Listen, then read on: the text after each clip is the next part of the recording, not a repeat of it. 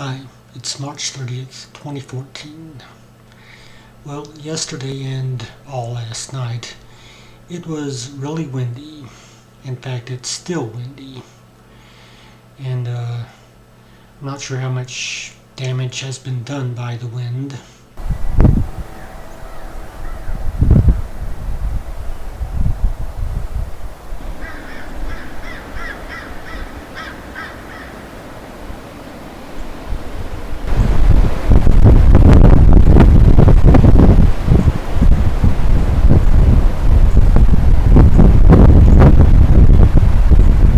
But from the sound of things, well, maybe a few trees fell and some branches also fell. So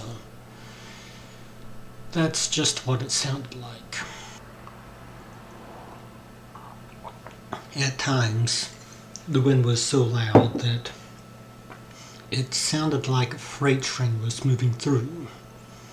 And I actually tried to leave my bedroom window open last night to let in some fresh air, but I eventually had to get up and close it because it was letting in some fresh air a bit too much.